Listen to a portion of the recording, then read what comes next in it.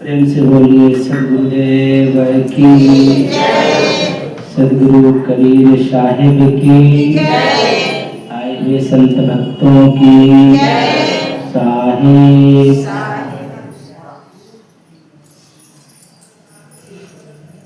केवल नाम केवल गुरु, बाला पीर कबीर, खाए हंस विनती करे, दर्शन देहु करी। मैं कबीर बिछड़ू नहीं, शब्द मोर शमरा, ताहि लोक पहुँचाइयो, जो चढ़ शब्द केरा। मम समान भागी नहीं, गुरु मोहि दर्शन दे, सार सबद निज बोधि के, सर्व ज्ञानमय की। प्रेम से बोलिए सदगुरुदेव की। आप लोग बहुत ऐसे भजन सत्संग प्रवचन सुन रहे थे और हमारे ख्याल से आप लोग तो सत्संग में गोता लगा ही लिए होंगे। अब विशेष क्या कहना है, लेकिन फिर भी कहना है, कहना पड़ रहा है। अपने आप में सभी पूर्ण है, अधूरा कोई नहीं मालूम पड़ता। परख में अपनी अपनी समझ में, अपने अपने विचारों से हर व्यक्ति ठीक और पूरा होता है। लेकिन सदगुरु कबीर साहब कहते हैं कि जब व्यक्ति किसी विशेष विवेकी, मरहमी, ज्ञानी, जिज्ञासु संत महात्मा के निकट पहुंच जाता है, तब उसको ये समझ में आता है कि हम कितना प्रतिशत ठीक हैं। इसलिए साहब कहते हैं कि परखत खरी परखावत खोटी, बढ़वत बढ़ी घटावत छोटी। वो अपनी समझ में है कि वो अपनी समझ में ठीक चल रहा है, वो अपनी समझ में 100 के 100% ठीक है। लेकिन किसी विवेकी महात्मा के निकट पहुंच जाता है, किसी संत जनों के निकट पहुंच जाता है, तब उसको ये पता चलता है कि जो कार्य हम अब तक करते आए हैं उसमें हमारा कितना प्रतिशत सही है और कितना प्रतिशत मैं गलत हूं। जब उस व्यक्ति को ये मालूम पड़ जाता है कि मैं गलत चल रहा हूं, तो उसको क्या करना चाहिए? अपनी दिशा को मोड़ना चाहिए, सही दिशा की तरफ, सही मार्ग की तरफ, कि शायद मैं गलत चल रहा। तो अगर मुझे मार्ग मिल गया, दिशा मिल गई, तो मैं अपनी यात्रा को उस तरफ मोड़ता हूं। जब व्यक्ति अपनी यात्रा को मोड़ता है अपने जीवन में, उसे ठीक दिशा मिल जाती है, तो उसकी जीवन की दशा स्वयं ही बदल जाती है, उसको बदलना नहीं पड़ता। ऐसा नहीं कि मैं तुम्हारे ऊपर बहुत बड़ा कृपा कर दिया और तुम्हारा जीवन बदल गया, नहीं। यात्रा तुम्ही को तय करना पड़ेगा और तब तुम्हारी दशा स्वयं ही बदल जाएगी।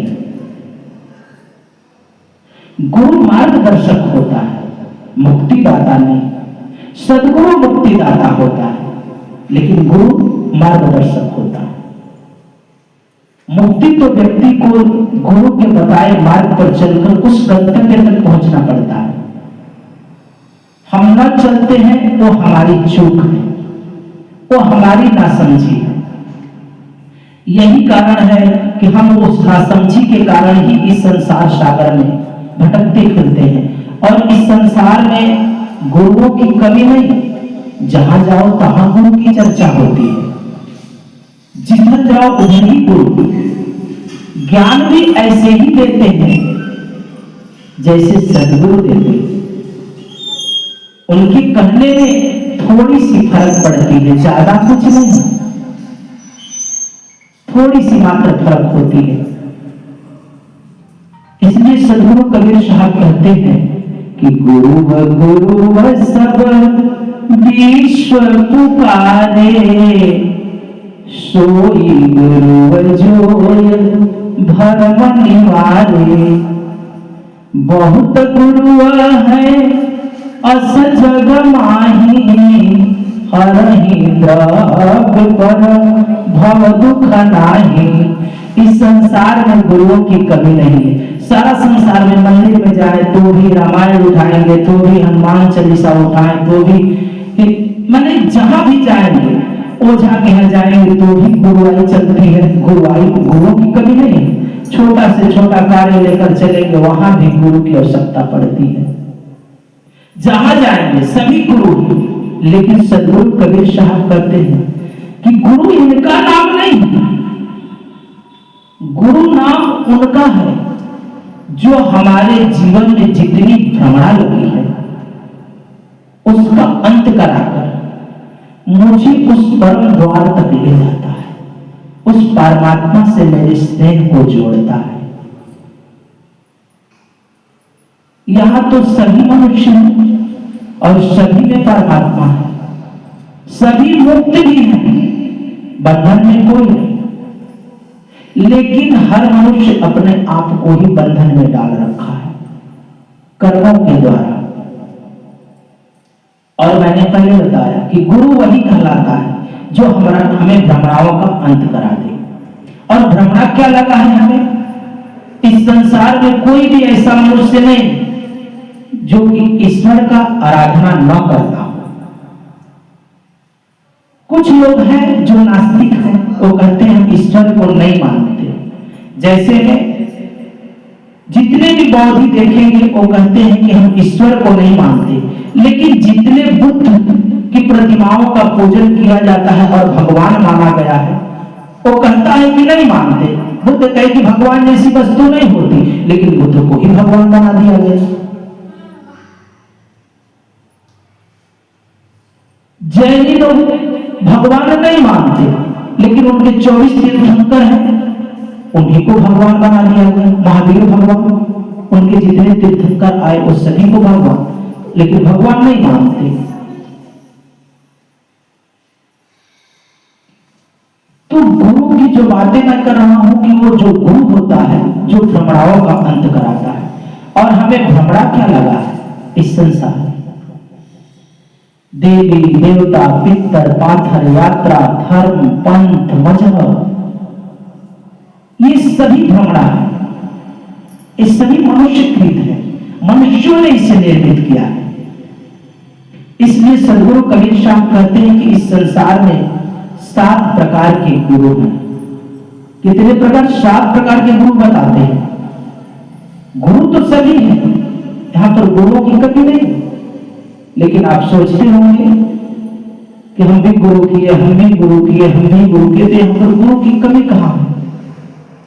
इसलिए सदगुरु कबीर साहब कहते हैं कि प्रथम गुरु है माता पिता, रक्त दूध का सोहय दाता। पहला गुरु बता रहे हैं कि माता ही पिता है, क्योंकि अगर वो न चाहता तो आपका जन्म होता नहीं होता। तो चाहता तो आपके गर्भ में ही आपका अंत करा देता। उसकी करुणा कृपा हुई तो आपका जन्म हुआ। उसने आपको ये शरीर को दान किया है, दान के रूप में दिया है, जो रक्त अपना दिया। इसलिए वो पहला गुरु है जिसके माध्यम से आपको ये शरीर मिल गया। उसकी करुणा हुई, उसने आपके ऊपर कृपा किया। देखते हैं आजकल लोग तो गर्भपात करा देता है जाकर के। ये हॉस्पिटल में ही तो नाना प्रकार की दवाइयां चल रही है, तो ये सब पता भी लगाते रहते हैं लड़का है कि लड़की है, ये भी सब शोषण करते रहते हैं इस ढंग से। तो कहते हैं कि पहला उसने तुमको प्रदान किया, ये जो शरीर दान किया, इसलिए वो गुरु है। उसकी सेवा सदा करना चाहिए माता पिता की। क्योंकि इस शरीर पर उसका अधिकार है, हक है उसका। इसलिए साहब कहते हैं कि प्रथम गुरु है माता पिता, रक्त बूंद का सोहय दाता। दूजे गुरु है मल की दाई, अगर माही जिन युक्ति बनाई। तीजे गुरु जिन धरिया नाम, लेके नाम पुकारत गाऊं।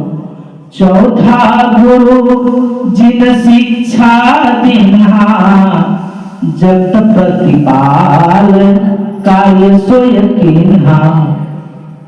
पांचवा गुरु जिन दीक्षा लिन्हा, राम कृष्ण का सुमिरन किन्हा। छठवां गुरु भरम गढ़ तोड़ा, सब से तोड़ी एक संग जोड़ा। सतवां गुरु जिन सत्य रखाया, जहाँ का हंस तहाँ पहुंचाया। इस तरह से 7 प्रकार के गुरु हैं इस संसार में, और सभी का अपना अपना ज्ञान है, अपनी अपनी समझ है। तो साहब कहते कि दूजे गुरु है मलकी दाई।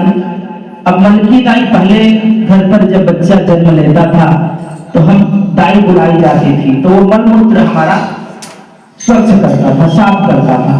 तो कहते हैं कि वो जो तनकी मेरी गंदगी थी जिसने साफ किया वो भी गुरु है, क्योंकि अगर वो स्वच्छ नहीं करता तो मैं निर्मल नहीं होता।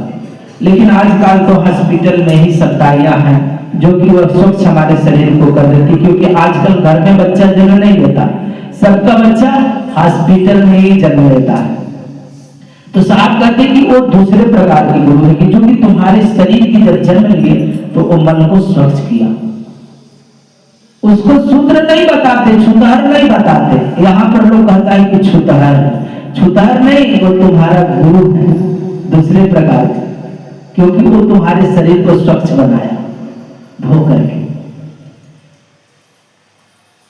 और तीसरा गुरु, अब शरीर स्वच्छ हो गया तो शरीर का नामकरण पड़ता है, नहीं नामकरण दिया जाता है। रमेश, दिनेश, गणेश, सुरेश, राम, आशीष, ये सब नाम पड़ता रहता है ना। तो आजकल तो टीना, मीना, जीना, ये सब भी नाम पढ़ते रहते हैं सबका। तो ये नाम पढ़ रहा, नाम देने वाला। अब उस नाम से ही हमें संसार जानता है, उसने नाम दिया इसलिए वो गुरु। देखते हैं जब घर में बच्चे का नाम रखना पड़ता है तो कहा जाता है किसी विशेष व्यक्ति को बुलाया जाए, या घर में कोई बुजुर्ग होता है उसको हम बुलाते हैं, या कोई श्रेष्ठ व्यक्ति को, चाहे पंडित जी होते हैं तो पंडित जी के बुला ले तो तभी नामकरण करना था। आप लोग कहते हैं ना, तो नाम लेने के, नाम रखने के लिए लोग बुलाते थे। तो पहले के लोग भी नाम रखते थे, सावित्री, पार्वती, ऐसे नाम रखते थे पहले के लोग। नहीं, वो पंडित जी लोग विशेष लोग नाम रखते थे, फूल कुमारी, राजकुमारी, ऐसा नाम रहता था। आजकल तो देखते ही हैं चिंकी, टिंकी, टिंकी, रिंकी, ऐसा नाम पढ़ते रहते हैं। लड़के का भी नाम टिंकू, मिंकू, चिंटू, चिंटू, ये सब पड़ जाता है। तो पहले के लोग अच्छे नाम भी रखते थे, उनके नाम के पीछे गुण होता है। आजकल जैसा नाम रखते हैं वैसा व्यवहार करते हैं बच्चे, नाम पर भी उसका असर पड़ता है। तो इसलिए उन नाम से हमें इस संसार के लोग जानते हैं। तो कहते कि ये तीसरे प्रकार के गुरु होते हैं। तो ये 3 तरह के तो गुरु तो करीब करीब सबको पर्याप्त है ना। चौथे प्रकार के गुरु जो आपको शिक्षा देता, तो आप कहते हैं कि चौथा गुरु जिन शिक्षा देना, जब प्रतिपाल कार्य सोई किन्हा।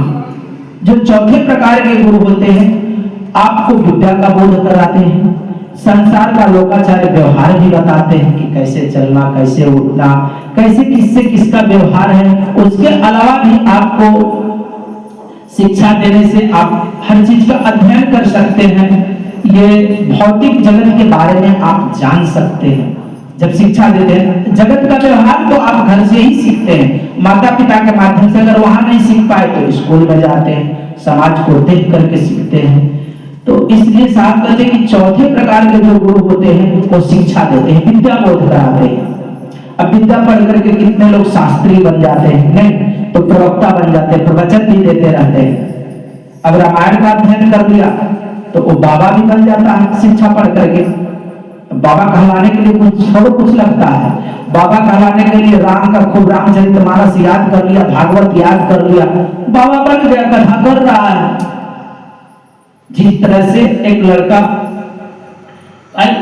साइंस पढ़ करके वैज्ञानिक हो जाता है और पढ़ करके कुछ डॉक्टर बन जाता है, वैसे वो पढ़ाई करके बाबा बन गया, भागवत कर रहा है, राम कथा कर रहा है, पुराण की कथा कर रहा है।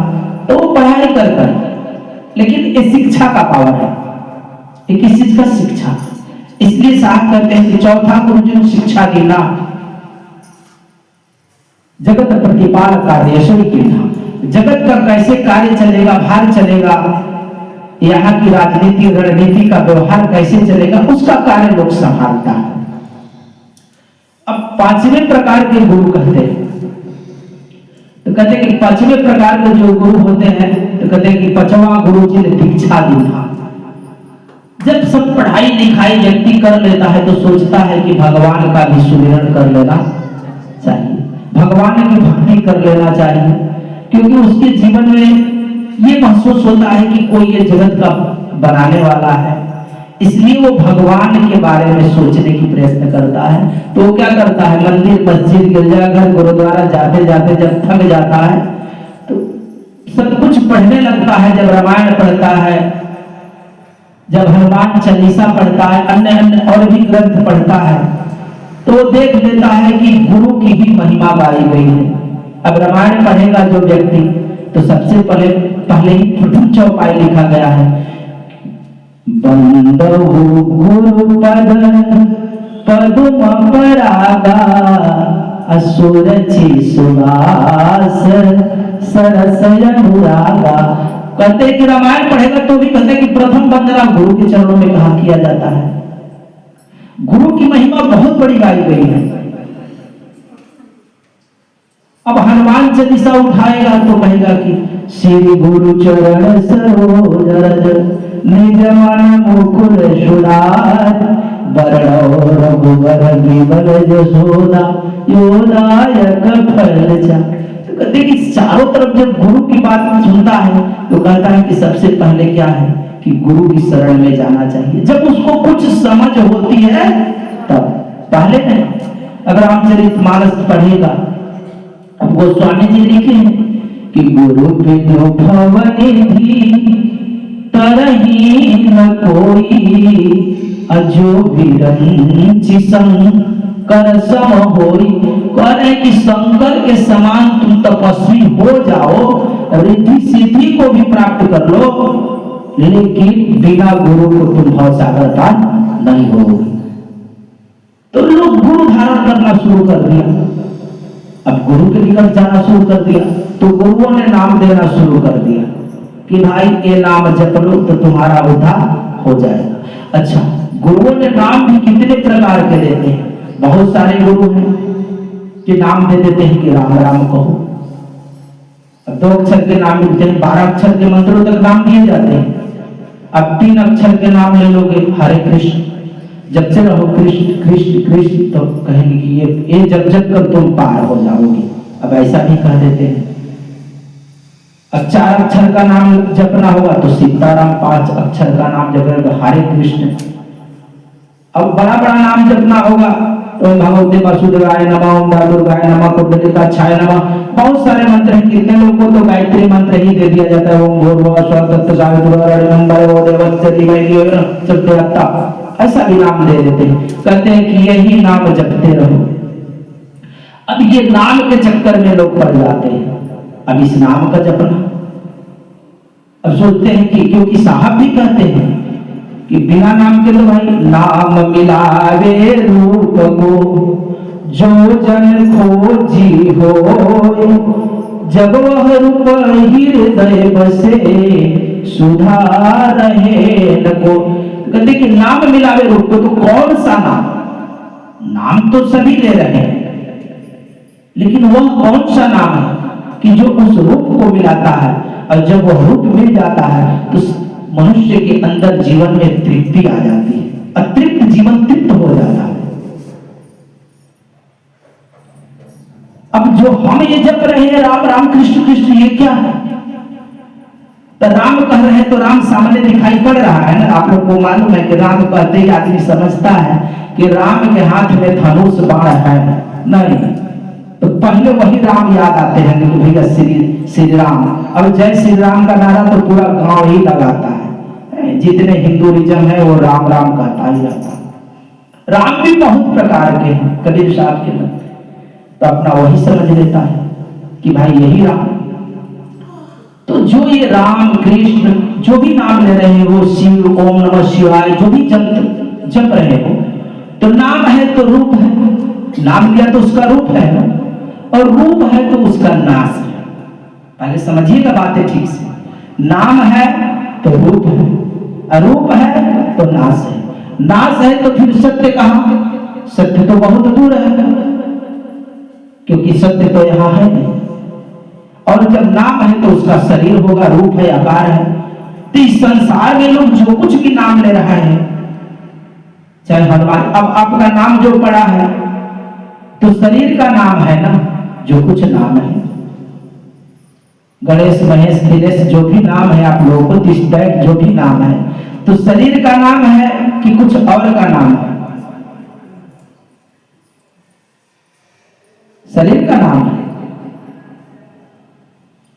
इसलिए साहब कहते कि संसार के लोग किस नाम की पुकार करते हैं?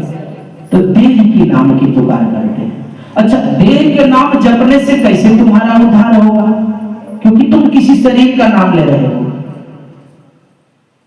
और गोस्वामी जी रामायण में ही लिखते हैं, हम अपनी बातें अभी कबीर साहब की नहीं करेंगे, वो बाद में कर लेंगे, 2 लाइन देसी नहीं करेंगे।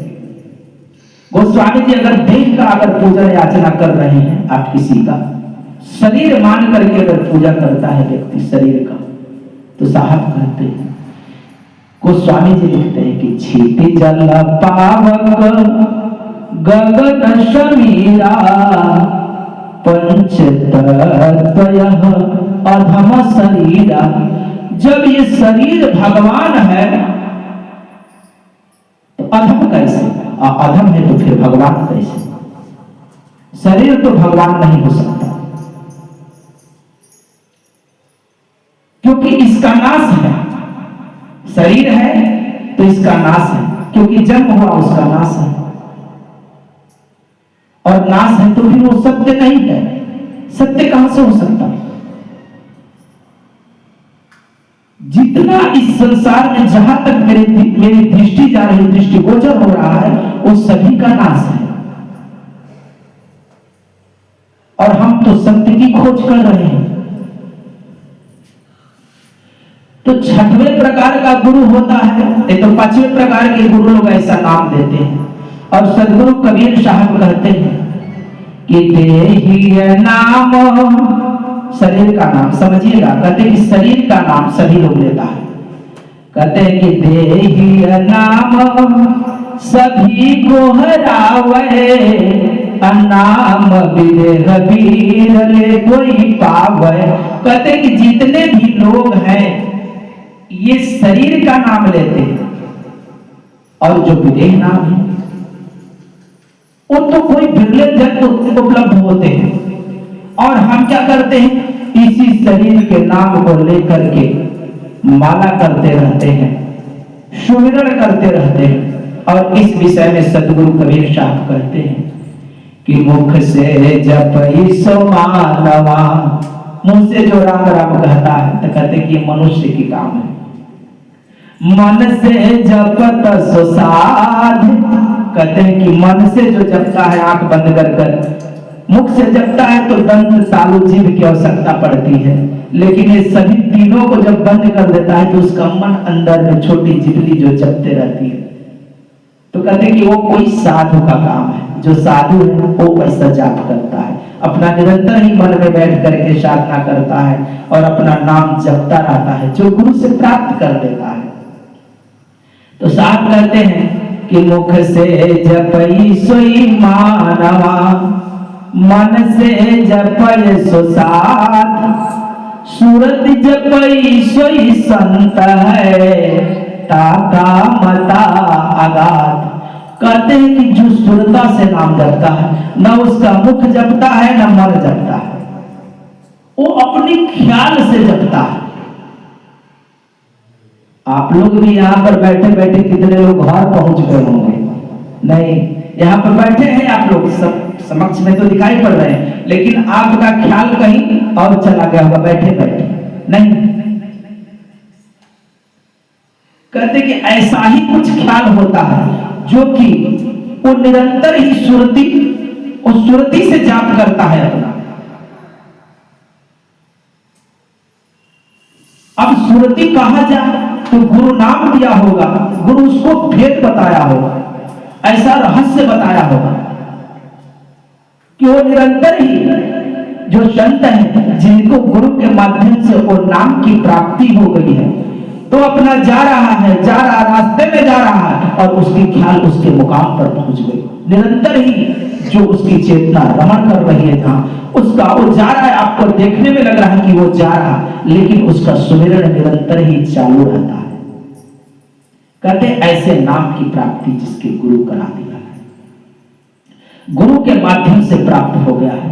क्योंकि गुरु इतनी सरलता से किसी को वो नाम नहीं देता, बहुत बार परीक्षा होने के बाद ही गुरु ऐसे नाम की प्राप्ति कराता है, ऐसे नहीं देता। तो ये जो पांचवें प्रकार के गुरु होते हैं वो इस तरह का नाम दे देते हैं आपको कि राम राम जपते रहिए, कृष्ण कृष्ण जपते रहिए, सीता राम कहते रहिए, हरिओम हरिओम कहते रहिए, और आपका इसी से क्या होगा, आपका कल्याण हो जाएगा। आप यहाँ से स्वर्ग में चले जाएंगे, जनलोक चले जाएंगे, भुवन लोक चले जाएंगे, वैकुंठ चले जाए, साकेत लोक चले जाएंगे, गौलोक चले, नाना लोक आदि की वर्णन करते हैं कि आप यहाँ पर आप चले जाएंगे। अब यहाँ से छूटेंगे तो वहां चले जाएंगे, जैसे आश्रम से छूटेंगे तो अपने घर पर पहुंच जाएंगे, वैसे इस शरीर से छूटेंगे तो उस लोक में पहुंच जाएंगे।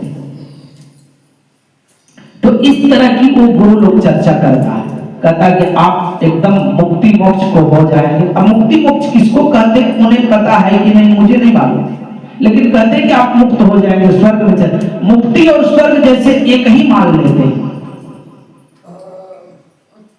मुक्ति कुछ और है, स्वर्ग कुछ और है। तो ये पांचवें प्रकार के गुरु होते हैं। और जो छठवें प्रकार के गुरु होते हैं तो वो क्या बताते हैं, वो कहते हैं मन से जाप करने के लिए, किसी शरीर का नहीं। तो कहते हैं कि भगवान निराकार है, निर्गुण है, निराकार है। ये सभी देवी देवता जितने भी आकार हैं इनकी छोड़ करके तुम उस जो एक है निर्गुण ब्रह्म निरंजन, उस ईश्वर की तुम आराधना करो, वो बताते हैं जो छठवें प्रकार के गुरु होते हैं। कहते हैं कि तुम उस निर्गुण निराकार की आराधना करो। तो वो लोग क्या करता है, अपनी श्वास को रोक करके पिंड से ब्रह्मांड में चढ़ाता है। उसमें भी कई प्रकार के गुरु होते हैं। कितने लोग तो रेचक कुंभक पूरक ये 3 क्रियाएं बताते हैं कि तुम रेचक कुंभक पूरक करो, और ये शरीर में जो 7 चक्र हैं इनकी शोधन करो। उसमें ताप जप यम नियम संयम ब्रह्मचर्य सब कुछ बता देते हैं कि ये संयमित करो, अपने जीवन में नियम करो। और उस निर्गुण निराकार ब्रह्म निरंजन की तुम ध्यान करो। तो वो ध्यान कई जगह करते हैं, उनको स्थान बहुत सारे बताए जाते हैं करने के लिए। कुछ लोग अपनी नाभि में कर लेते हैं, कुछ लोग हृदय में कर लेते हैं, कुछ लोग यहाँ पर कर लेते हैं। दोनों भाव के बीच में त्रिकुटी के मध्य स्थान पर करने लगते हैं। अच्छा, उनको ध्यान करते करते ज्योति दिखाई पड़ती है, परम ज्योति। पहले अंधेरा, बाद में धीरे धीरे उसमें प्रकाश दिखाई पड़ने लगती है। उसमें भी 2 प्रकार के योगी होते हैं, कितने की नासिका के अग्रभाग पर करते हैं। ये सब क्या है, सबके रास्ते में एक ही जैसा करता है, लेकिन पहुंचने का स्थान भिन्न भिन्न है। जब वहां पर वो ध्यान करने लगते हैं तो उनको प्रकाश दिखाई पड़ता है, ज्योति निर्गुण ब्रह्म निरंजन की। और जो उनको उसमें ध्वनियां भी सुनाई पड़ती हैं, उसको धुन को सुन करके वो मदमस्त होने लगते हैं। कहते हैं कि मुझे भगवान की प्राप्ति हो गई, उस ईश्वर की प्राप्ति हो गई, उस परम ज्योति को देख लेते हैं तो वो सोचते हैं कि मेरी मुक्ति हो गई। जैसे गीता में ये बातें आती है कि यह आत्मा ज्योतिर्मय सच्चिदानंद रूप हो, वो आत्मा है, वो ज्योतिर्मय है और ये ज्योति वो ज्योति मिलकर के एकाकार हो जाएगी, वो महाज्योति। तो इसी का नाम मुक्ति है। निष्क्रिय निर्गुण, यानी ये निर्गुण है, निराकार है। स्वपूर्ते जगत, जिस तरह से सारे संसार में आकाश फैला है उसी आकाश के भांति ये ब्रह्म फैला है। और ये तत्वमसि मानते हैं। साहब कहते हैं तत्वमसि इनके उपदेशा, ई उपदेशद कहीं संदेशा। वो तत्वमसि मानते हैं। वो क्या कहते हैं कि हे ईश्वर ब्रह्म जीव तू ही है। ये क्या कहते हैं कि जो जीव है वही ब्रह्म है, वही ईश्वर है और उसी में अपनी को लय करते हैं, उसी निर्गुण में, निराकार है। लेकिन सद्गुरु कबीर क्या कहते हैं कि सरगुण निर्गुण जीव भुलायो, तब हम यह जग आयो जी। अयम की दासी देखी जीवों पर समर्थ हुकुम चलायो जी। कहते हैं कि कोई कहता है कि सरगुण ध्यान करो, कोई कहता है निर्गुण ध्यान करो। कहते इसी में सारा संसार भुला हुआ है और जिनकी हम आराधना करते हैं जिस सरगुण भगवान की, वो भी कई बार मर गए जन्म ले लेकर के। मोक्ष मुक्ति कहाँ हुआ जी किसका? साहब कहते हैं मरी गयो ब्रह्मा काशी के वासी, शिव सहित वे अविनाशी। मर गए मथुरा के कृष्ण गुआरा, मरी मरी गयो दसौ अवतारा। मरी मरी गयो भक्ति जी नठानी, असर गुण से निर्गुण जी नयानी। नाथ मछंदर बचे नहीं, गोरख दत्त और व्यास। कहीं कबीर पुकारी के, इस बड़े काल की अफास। ये सभी काल के काल में गए, काल किसी को छोड़ा नहीं, काल किसी को नहीं छोड़ा। और मैं तो आप लोगों को कई बार बता चुका हूं कि महाप्रलय के समय में और ब्रह्मांडा अभिमानी जो आत्मा है, निरंजन है, वो ब्रह्मा विष्णु लोक को भी नष्ट कर देता है। पाताल लोकवासी शेष नाग को भी उनके सभी और नागों के साथ में उनको भी नष्ट कर देता है। और ये पंच महाभूत को भी परमाणुओं में तब्दील कर कर शून्य में समेट देता है इसको, और तब महाप्रलय करता है। शिव लोक, विष्णु लोक, ब्रह्म लोक सभी को नष्ट करता है बलपूर्वक। और वेदों में वो खुद कहता है जब हम रहल नहीं कोई, हम रहल सब कोई। जब मैं था तब उस समय में कोई नहीं था। निरंजन खुद कहता है कि मैं सिरजू मैं मारू, मैं जा रहा हूं मैं खा, जल जल माई होए रहा कि मोर निरंजन ना। तो जो व्यक्ति जन्म देता है मारता है वही सबका मालिक है। लेकिन ये तो मालिक है, तीन लोगों का मालिक है, परमात्मा नहीं है। परमात्मा तो भिन्न है। परमात्मा यह था, सत्य तो कुछ और है। संतो आवे जाए सो माया, जो जन्मता है मरता है वो तो माया, उस निरंजन का माया शक्ति प्रबल है, उसके ही कारण ये सब हो रहा। इसलिए हम सद्गुरु की खोज करते हैं अपने जीवन में, और हर तरह से जितने भी संसार के लोग हैं सभी उसके चंगुल में फंसे हुए हैं। जो संसार में अच्छे गलत कर्म कर रहे हो तो फंसे ही हैं, लेकिन जो जप तप नेम आचार कर रहे हैं उस निरंजन का, वो सभी फंसे हुए हैं। कोई जप कर रहा है तो कोई मन से कर रहा है, कोई ध्यान करा रहा है, और जो ध्यान करते करते उस परम ज्योति को उस मार्ग पर जाता है तो साहब कहते हैं, क्योंकि वो योगी लोग ऐसा कार्य करता है।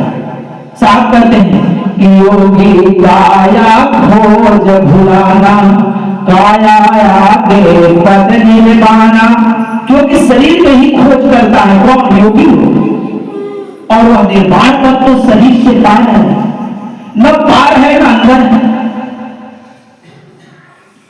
कहते योगी काया खोज भुलाने, काया आगे पद निर्वाणा, योगी योग साधना करही भव सागर से नहीं करे, वह भव सागर से मुक्त नहीं होता है। तो कहते हैं कि आखिर भव सागर से मुक्त कैसे हो? तो कहते हैं कि जब तक हम किसी विवेकी गुरु की शरण में नहीं जाते हैं तब तक मुझे वो मौका मिलता नहीं, क्योंकि साहब कहते कि जाप मरे अजपा मरे। जो जाप हम कर रहे थे राम राम कहते ये भी छूट जाता है, अजपा जाप यानी मन से जो कर रहे थे ये भी मिट जाता है, अनहद भी मरी जाता है। बहुत सारे योगी लोग अपनी प्राणवायु को जब ब्रह्मांड में चढ़ाते हैं तो उनको धुन सुनाई पड़ता है इस खोपड़ी में, नाद, जिसे अनहद नाद कहते हैं। तो कहते हैं कि जाप मरे अजपा मरे अनहद भी मरी जाए, सुरति समानी शब्द में ताको काल रखा। जब मेरी सुरता उस शब्द में समाएगी तब, तो कौन सा शब्द, कैसा शब्द, आखिर वो शब्द की तो पता नहीं पड़ता। क्योंकि अगर हम सुरता से कहीं कर रहे हैं कोई भी ध्यान तो कहां लगाएंगे? सुरति सामान्य अधम धुंध में फिर जाने कहां जा रही है? जब उस मुकाम का पता नहीं तो मेरी सुरता जाएगी कहां? कहां अपने ख्याल को ले जाएगी? इसलिए कहा जाता है कि जब तक विवेकी गुरु नहीं मिलता है, वैसा गुरु नहीं मिलता है, तब तक हम उस मुकाम की खबर मुझे जीवन में होता नहीं है। इसलिए हमें सदा विवेकी गुरुओं की खोज करनी चाहिए, उस मरहमी गुरु के निकट पहुंचना चाहिए, उस भेदी गुरु के पास जाना चाहिए जो इसके भेद रहस्य को जानता। और सदगुरु कबीर साहब ने तो अपने शिष्य परंपराओं में उस चेतन आत्मा की पकड़ के बारे में अपने शिष्य परंपराओं में बताया है, लेकिन वो भी भेद उसी को मिला जाता है, दिया जाता है जो शिष्य है, शिष्य बनने योग्य है। ये नहीं कि तुम कंठी माला डाल लियो तुम शिष्य बन गए, ये संभव है। कंठी माला पहन लेने से कोई शिष्य नहीं बन जाता। भगत बनते हो, भगत बनना अलग बात है, शिष्य बनना अलग बात है। क्योंकि जब तक हम शिष्य नहीं बनते हैं तब तक गुरु वह मुकाम नहीं बताता। साहब कहते हैं गुरु सेवक को देत बताई, कपटी से वह राखे छिपाई, कपटी नाम विशुद्ध ही पई है, घर ही बैठ गुरुआई फैल गई है। अगर कपटी व्यक्ति को दे दिया जाए तो कहता है कि गुरु बाबा तुम क्या जानते हो, तुमसे ज्यादा तो हम ही जानते हैं, इतना पढ़े लिखे होशियार हम तो खुदे हैं, हमसे ज्यादा वही जानते हैं। क्योंकि इसलिए वह भेद को जल्दी गुरु नहीं देता, गुरु देता है, उसका काम ही है देना, लेकिन वो तुम्हारी कई बार परीक्षण कर ही वो उतारता है। इसलिए आदमी जब उस मुकाम की उस रहस्य को जानने योग्य होता है, जब देखता है कि इस योग्य हो गया शिष्य, तो वो बता देता है, वो मालूम भी नहीं करता और दे देता है, देखता है कि योग्यता होता, योग्यता नहीं है तो नहीं देता।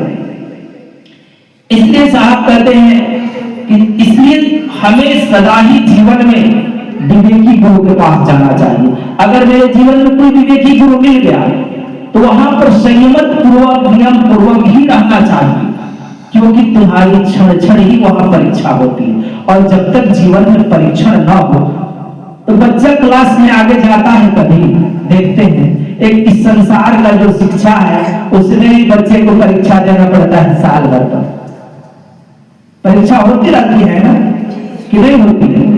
इसलिए शिष्य की परंपराओं को शिष्य होकर के निभाना बड़ा कठिन होता है इस संसार में।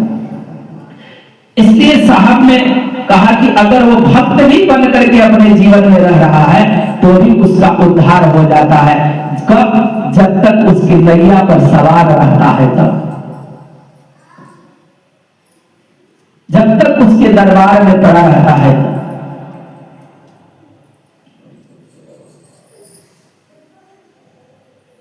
कितना भी गुरु भगाता हो लेकिन उसके दरबार छोड़कर वो जाता नहीं होता। साहब कहते हैं पड़े रहिए दरबार में धक्का धनी के खा, कबहू गरीब निवाज है जो दर छाड़ी न जाए, कभी न कभी तुम्हारे ऊपर वो कृपा कर ही देगा, क्योंकि उसका नाम ही है कृपालु, दयालु, दयालु। क्योंकि तुम्हें इतना सरल नहीं कि तुम्हें काल के गाल से निकाला जाए, वो काल के गाल से कई बार निकालता गुरु, हम बार बार काल के ही गाल में चले जाते हैं। यहां तुम्हारा दिया जलाता है और बाहर जाते ही तुम खुद ही फूंक कर बुझा देते हो। और मालूम है आजकल तो लोग एक दूसरे का दिया फूंक कर बुझाने में बड़ा ही आनंद लेते हैं। पता लग गया ना कि इनका दिया जल रहा है तो सभी लोग मिलकर के उनके ही दिए को फूकेंगे कि इसका क्यों रोशनी आ रहा है, इसको भी फूक दे बुझा दे कि सब कोई बराबर हो जाए, सब आदमी अंधारे में रहेगा, मेरा क्यों किसी का दिखाई पड़ रहा है। अगर किसी के घर का दिया अगर मालूम पड़ जाए कि फलाने का घर का दिया जल रहा है, बताओ हम लोगों का तेल की बाती उड़ा गया है, तेल ही उड़ा गया है, चल उसका घर का भी दिया बुझा दिया जाए, उसका भी तेल गिरा दिया जाए, तब बराबर हो जाएगा, कोई किसी को देखा देखी नहीं करेगा। तो सबसे बड़ी बात है कि आजकल तो देश बंधुता बड़ा चलता है। अगर पता लग जाए कि फलाने व्यक्ति को एक घटना घट गई, सभी लोग छेकेगा, कैसे घटा, क्यों घटा, क्या किए, किस विधि किए, क्या करते थे, पूरी जांच करता। अब उनको जरूरी उनको तहस नहस करने के पीछे पड़ जाता। इसलिए गुरु भी गुप्त रहकर ही शिष्य का सही भाव लेता है और वो जानता रहता है कि ये दीपक कहां जला हुआ है। उसको सबसे पहले पता चलता कि दिया जला है कि बुझा हुआ है। इसलिए जीवन में सदा हमें गुरु के निकट ही रहना चाहिए।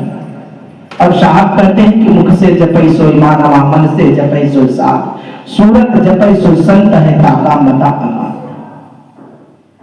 तो इस सारे नियमों को सदगुरु करिए साहब ये देखते हुए सबको जान करके कहते हैं, अनजाने में नहीं कहते हैं कि सरगुण क्या है, निर्गुण क्या है, देवी देवता क्या है। इसलिए सदगुरु कबीर साहब कह देते हैं कि तीन लोग कहा ये देह हमें, अभी सही देवी देवताओं को भी बता देते हैं कि ये शरीर नहीं है, कहीं बाहर नहीं है जिसे तुम बाहर खोज रहे हो। रोम रोम में धाम बिन सदगुरु नहीं पाइए, सत्य सार निज नाम। कहते हैं कि जब तक कोई विवेकी गुरु नहीं मिलेगा, जब तक जीवन में सदगुरु नहीं मिलेगा, तब तक उन सत्य नाम सार नाम तुम नहीं जान सकते हो।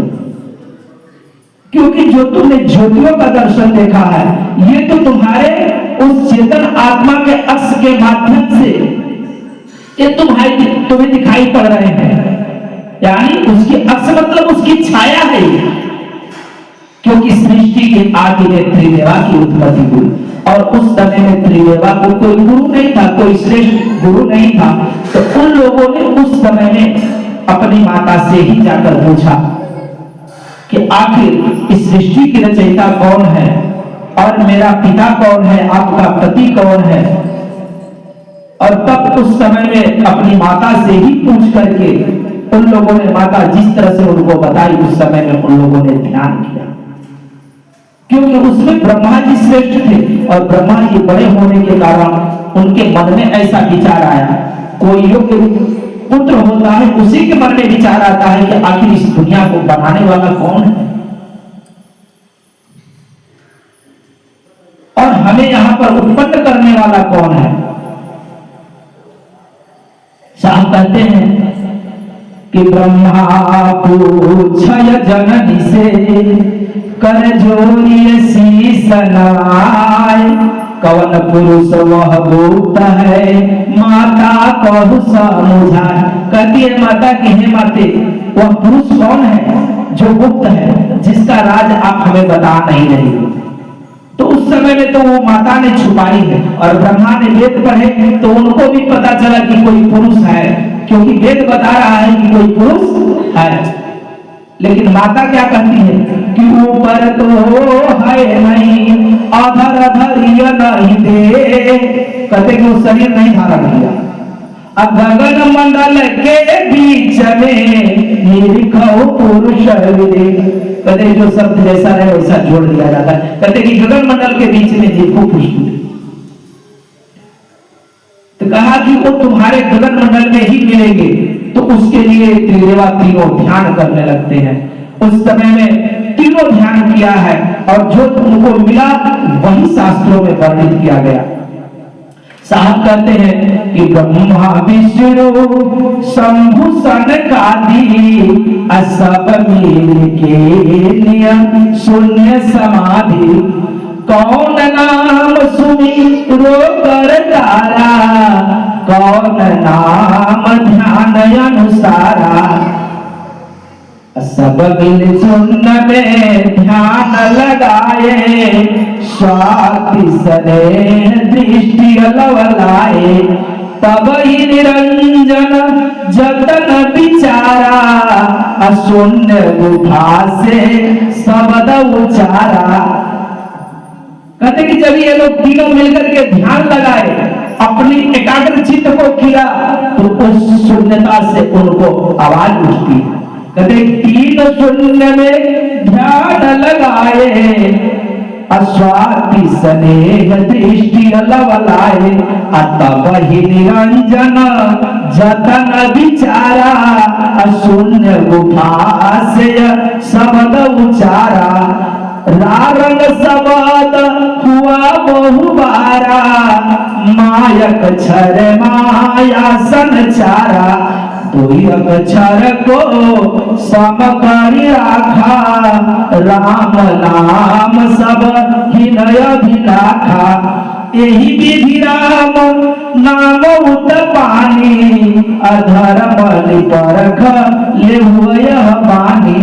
कहते हैं कि जब तीनों मिलकर के जब माता के कहने पर अपने अपने स्थान पर जाकर के ये लोग जब ध्यान करने लगे, और ध्यान करते करते वहीं पर एक गड़बड़ी आती है कि तीनों ब्रह्मांड में शून्य में ही ध्यान कर बैठते हैं उस समय में। क्योंकि माता जिस तरह से कहीं ध्यान करने के लिए, तो वो ध्यान करना शुरू किया, और ध्यान करना शुरू किया तो वो वहीं पर गलतफहमी होती है, वो शून्य में ध्यान कर बैठते हैं।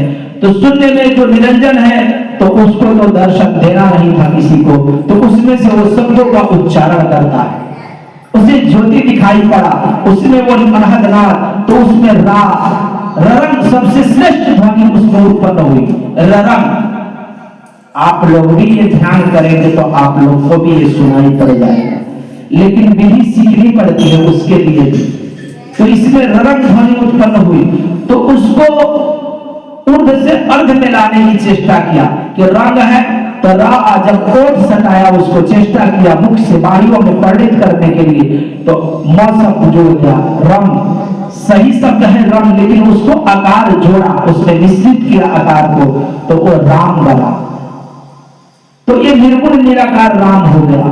एक तो शरीर का नाम था राम, जिसे दशरथ घर में आपने जाना। तो ये सभी संसार के लोग जो निर्गुण ब्रह्म निरंजन की उपासना करने वाले थे, उस राम की उपासना करने लगे, और वो मान लिया कि जो इस ज्योति को, जो इस ध्वनियों को, अनहदनाद को सुन लेगा, उसी की मुक्ति हो जाएगी। इसलिए इस संसार में लोग योगी लोग योग करते हैं, जप करते हैं, तप करते हैं, लेकिन साहब कहते हैं कि ये सब करने से जीव की मुक्ति होती नहीं, क्योंकि मुक्त तो तुम अपने आप में भी हो सकते हो गया, श्रेष्ठ बन गया। जैसे कि देखते हैं नाला का जल हो या नदी का जल हो या सागर का जल हो, उसके अस्तित्व में कोई फर्क नहीं होता है, लेकिन एक बात होती है कि अगर ये जल अगर नदी में जाकर बहने लगता है तो स्वच्छ हो जाता है, उसमें सारे पशु पक्षी स्नान करने लगते हैं, और गंगा में चला जाता है तो पवित्र होता है, लेकिन रहता जल ही है, उसमें जल के अस्तित्व में होने में कोई भेद नहीं होता कि होता है, नहीं होता है। और वहां से बहते बहते जब गंगा में मिल जाता है तो पवित्र नदी के नाम से जाना जाता है और लोग उसमें पूजा याचना भी करने लगते हैं, गंगा जल छींकने भी लगते हैं, मरते जीते सब वो सब कार्य करने लगते हैं। अच्छा, गंगा भी बहते बहते वो सागर में चली गई, सागर में चली गई, समुद्र में। अब समुद्र को पता नहीं कि तुम मीठा होगी, खारा होगी, गंदा, और सभी को अपने आप में धारण कर लेता है समुद्र। लेकिन कह रहे हैं कि वहां भी तुम जल ही हो, वहां भी तुम मुक्त नहीं हो। जल जब रूपांतरित मोती में हो जाता है, किस चीज में? मोती में हो जाता है, तो वो कभी किसी जल की धारा में नहीं बहता है कि बहता है, वो किसी धारा में नहीं बहता है। तो जब तक हम स्वाति नक्षत्र के दूध बन करके वो किसी सुख के मुख में, गुरु रूपी सिद्ध के मुख में नहीं टपकेगा, तब तक वह मोती बनता नहीं है। और जो मोती बन गया वो किसी धारा में बहता। साथ कहते कि जवन रे बूंद मोतिया नहीं भीगे, सागर नदी नाला बार बार आइए। जो बूंद मोती नहीं बना, जो बूंद उस परम को नहीं जाना सदगुरु के माध्यम से, या दो ही रास्ता है, या तो सदगुरु के प्रति समर्पित हो जाओ या उस परम में लीन हो जाओ। समर्पण ज्यादा सस्ता होता है, समर्पण में भी वही मिल जाता है, उसको जब तक करने का नहीं मतलब होता है। इसलिए बात गुरु की ओर, जो गुरु का ओर पकड़ता है वही बच पाता है, दूसरा कोई बचता नहीं है। इसलिए हमें अपने जीवन में निरंतर ही उस गुरु की तलाश करनी चाहिए जो मुक्त हो, और जो मुक्त होगा वही तुम्हें मुक्त कर सकता है, दूसरा कौन? वही तुम्हें उस मुकाम तक ले जाएगा। और सातवें प्रकार का जो गुरु है वह सत्य को दर्शाता है। और सत्य क्या है जी इस जगत में? तो त्रिकालावादित्यम सत्यम, जिसका तीनों काल में नाश न हो, वो सत्य है। और हमारे दृष्टि से जितना कुछ भी दृष्टि गोचर हो रहा, उसमें परिवर्तन हो रहा कि नहीं? हर वस्तु मिट रही है यहाँ पर। और काल बीजाल काल ने इस तीनों लोगों पर राज किया है। और हमें सदगुरु से ज्ञान लेकर के हमें चौथे लोग जाना पड़ता है। कहां जाना पड़ता है? चौथे लोग। क्योंकि इस संसार में ब्रह्मा विष्णु महेश देवी देवता सभी भूल चराचर सभी भूल भ्रम में पड़े हुए हैं। इसलिए हमें किसी विवेकी मरहमी गुरु के अगर जीवन में मिला है तो उससे अपनी ज्ञान ध्यान को समझना चाहिए। अगर उसने नाम दे दिया, ध्यान बता दिया, तो उसे सदा हमें अपने जीवन में करना चाहिए। प्रेम से बोलिए सदगुरुदेव की, सदगुरु कबीर साहिब की, आए हुए संत भक्तों की, गुरु गोविंद की साहिब। आप लोग एक भजन गा लीजिए। अभी सभी लोग ताली बजाकर अच्छे से गाइएगा। ये नहीं कि खाली भंडारा खाने की तैयारी में रहिए, जल्दी से खाएंगे जल्दी से घर चले जाएंगे।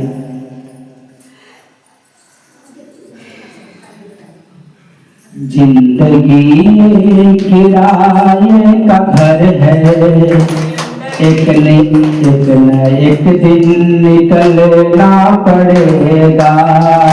जिंदगी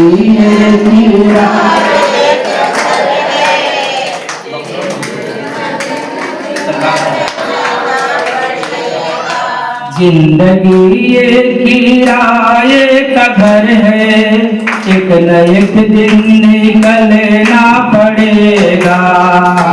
जिंदगी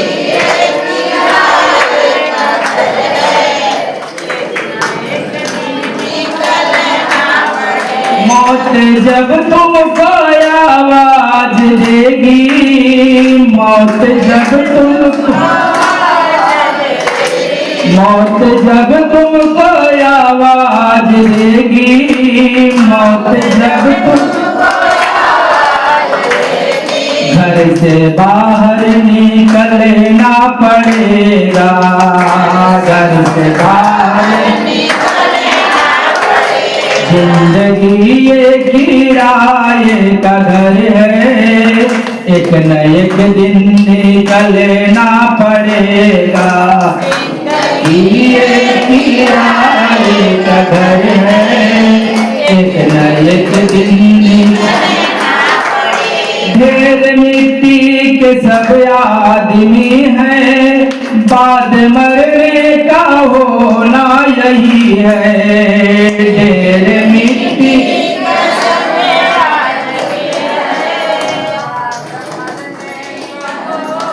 आपको लग रहा है कि जैसे सभी लोग खाने के लिए परेशान हैं, जिसे इनको आवाजें नहीं आ रही है, बहुत ही परेशान है, इनको अंदर से आवाजें नहीं आ रही है कि नहीं? और ज्यादा समय भी हो गया है और 8-10 दिन से कितने लोग भी भूखे हैं, फिर भी आवाजें नहीं आ रही।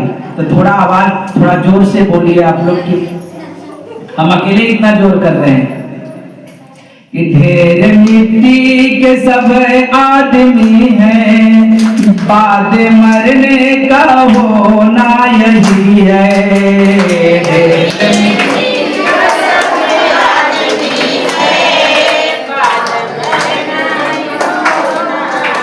या जमीनों में तुरबर बनेगी, या चिताओं में जलना पड़ेगा। या जमीनों में तुरबर बनेगी, या चिताओं में जलना पड़ेगा। जिंदगी ये किराए का घर है, एक न एक दिन निकलना पड़ेगा।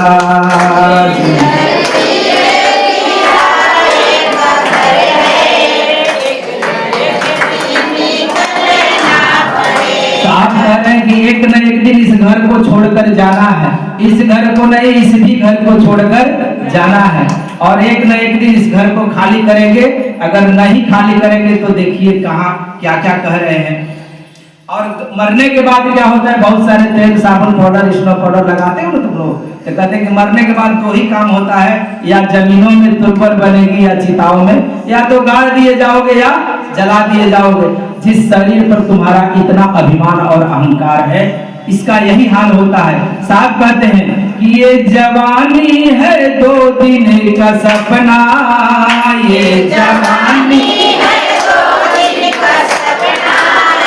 कि क्यों अहंकार कर रहा है, ये 2 दिन में तेरी ये जवानी है, ये बुढ़ापे में तब्दील हो जाएगा और ये शरीर साथ एक दिन जल जाएगा। इसलिए कह रहे हैं कि ये जवानी है 2 दिन का सपना, ये जवानी है 2 दिन का सपना, को खोज ले कोई सद्गुरु अपना, खोज ले कोई ये जवानी है 2 दिन का सपना, ये जवानी है 2 दिन का सपना, खोज ले कोई सद्गुरु अपना, खोज ले कोई सद्गुरु अपना। ये जवानी अगर ढल गई तो, ये जवानी अगर ढल गई तो, ये जवानी अगर ढल गई तो,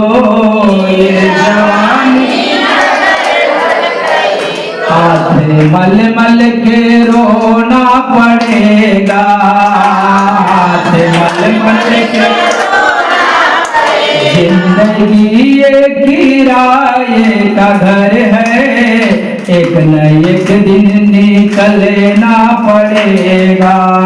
जिंदगी ये किराए का घर है, एक न एक दिन निकलना पड़ेगा। संत गुरुजन का कहना यही है, इस जगत बीच शांति नहीं है। संत गुरुजन का कहना यही है, इस जगत बीच शांति नहीं है। संत गुरुजन का कहना यही है, इस जगत बीच शांति नहीं है। संत गुरुजन का कहना यही है, इस जगत बीच तू शक्ति जुटा ले, करके भक्ति तू शक्ति जुटा ले, साईं सद्गुरु से मिलना पड़ेगा, साईं सद्गुरु से मिलना, करके भक्ति तू शक्ति जुटा ले, करके भक्ति तू शक्ति जुटा ले, साईं सद्गुरु से मिलना पड़ेगा, साईं सद्गुरु। जिंदगी ये किराए का घर है, एक न एक दिन निकलना पड़ेगा,